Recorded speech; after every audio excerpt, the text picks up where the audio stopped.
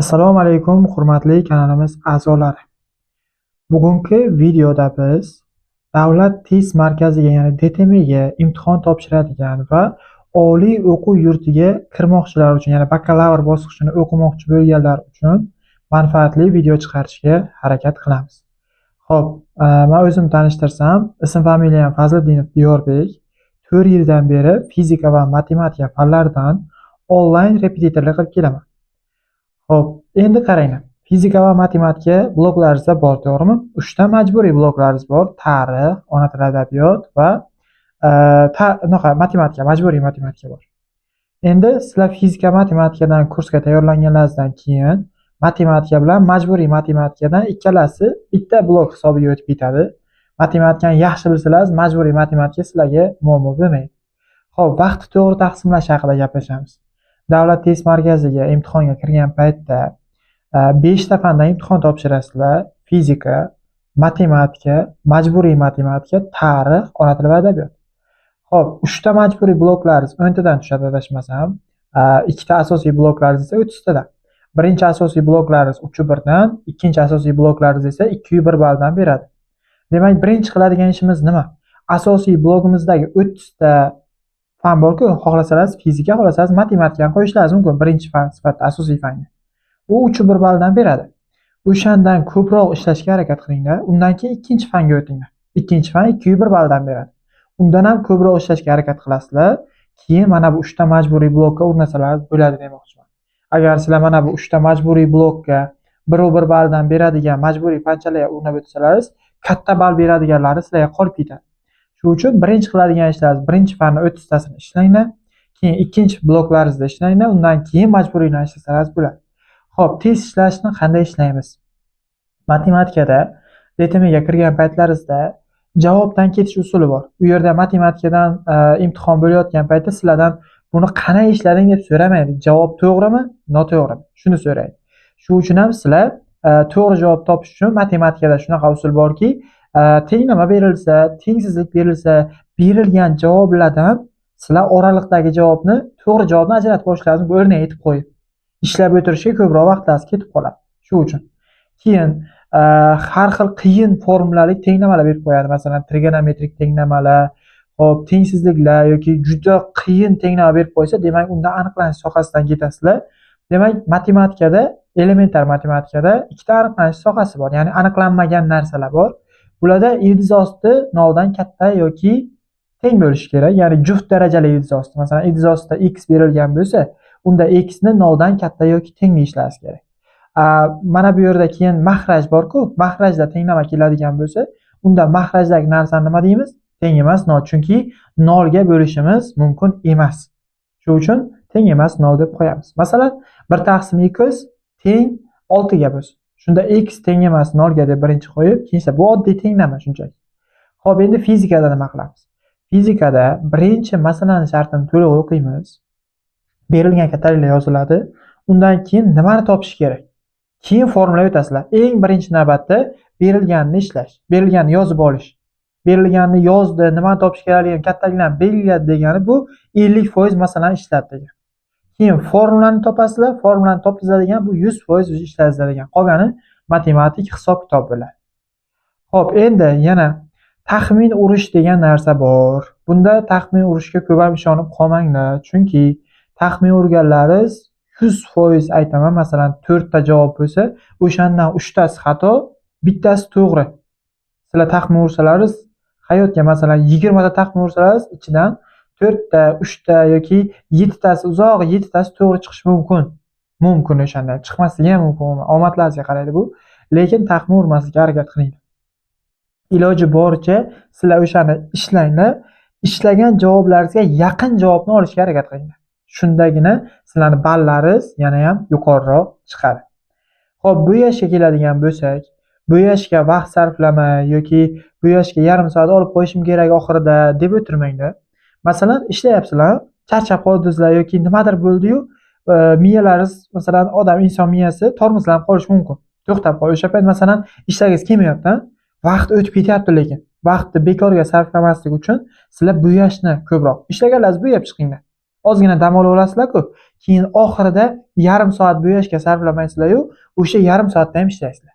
Bu sizlarga maslahatim. Ya'ni bo'yashga отдельно, ya'ni alohida vaqt sarflamanglar. Bo'yashga alohida vaqt sarflamanglar. O'sha paytning o'zida dam olib bo'yab ketavering.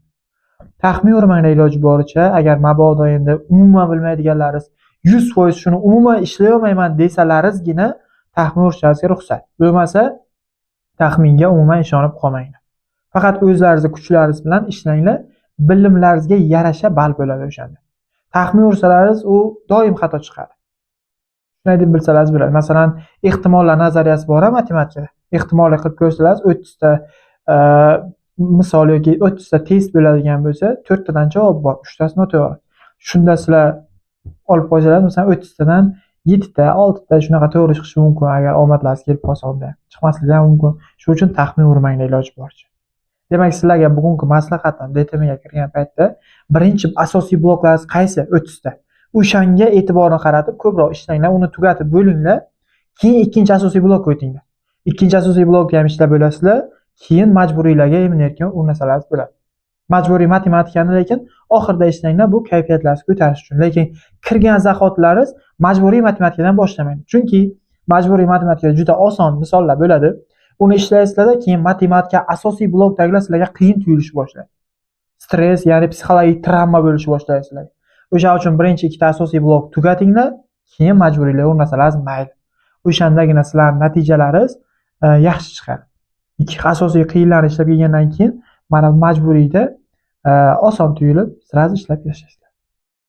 3 soat beriladi vaqt adashmasam, 3 soat ichida sizlar bemalol shu testni ishlab, javoblarni belgilab chiqib ketishlaringiz kerak. Vaqtdan unumli foydalaninglar. Hech qachon 3 soat berilgan vaqtda 1,5 soatda tugatib chiqib ketishlaringiz shart emas. Shoshmanglar. Sekin-sekin birinchi osonlarni ishlab chiqinglar. Keyin sal qiyinroqlarini, keyin oxirida qiyinlarni ishlang. Ya'ni shu 30 ta birinchi bloklaringiz bo'lsa, shu birinchi blokdagi birinchi osonlarni ishlab chiqinglar qarab-qarab.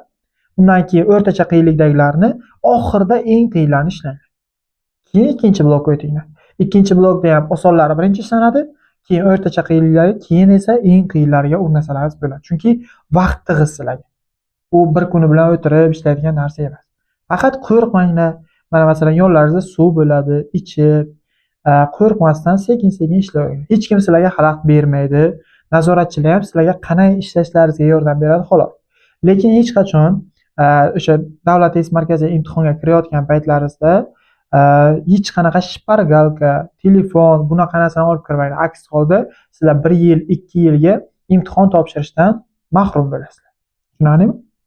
Xuddi shu sizlarga maslahatlarim edi. Fizika va matematikadan beriladigan sizlarga formulalarga ishonib qolmanglar. Formula kitobchalar beriladi, lekin u formuladan tushadimi, tushmaydimi, unga ishlaringiz emas. Sizlar o'zlaringiz faqat bilimlaringizga ishoninglar bo'ldi.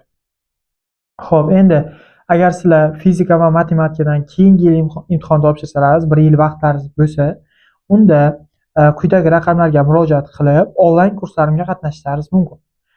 Mani darslarimni YouTube ijtimoiy tarmog'idan ham ko'rishlaringiz mumkin. YouTube'da Fazliddinov Diyorbek deb yozsangiz, video darslarim kelib chiqadi. Fizika va matematika fanlaridan. Ikkita fandan ham o'zim o'taman. Darslarimni ko'rib, dars o'tish mahoratimga, qanday dars o'tishimga tushunib bilasizlarmi, yo'qmi, shunga baho berishlaringiz mumkin. Xo'p, shu bilan demak, bugungi sizlarga davlat test markazi imtihoniga o'qishga kirish uchun imtihon topshirishlaringizga qo'limdan kelgancha maslahatlarim berdim.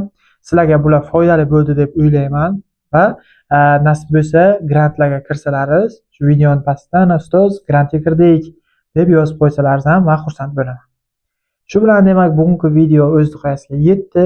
Kurslarimizga qatnashmoqchi bo'lsalaringiz, mana shu raqamlarga murojaat qilishingiz mumkin. Shu bilan imtihonlarga omad. Davlat test markazidan 189 balldan 189 ball olish hammalaringizga nasib qilsin va o'qishlarga kirib, yaxshi kadr bo'lishlaringizni tilakdoshiman. Assalomu alaykum barchaga. Siz hali ham fizika va matematika fanlarini onlayn kurslarda o'rganib bo'lmaydi deb hisoblaysizmi? Unda men Fazliddinov Diyorbek sizlarga onlayn kurslarimni taklif qilmoqchiman.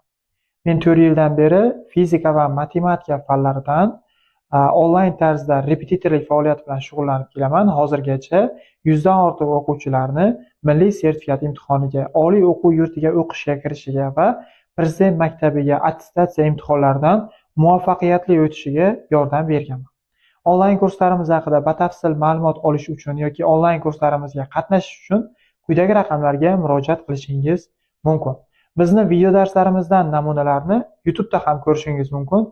YouTube ijtimoiy tarmog'ida Fazliddinov Diyorbek deb yozsangiz, darslarim kelib chiqadi. Ko'rib, dars o'tish mahoratimga baho berishingiz mumkin.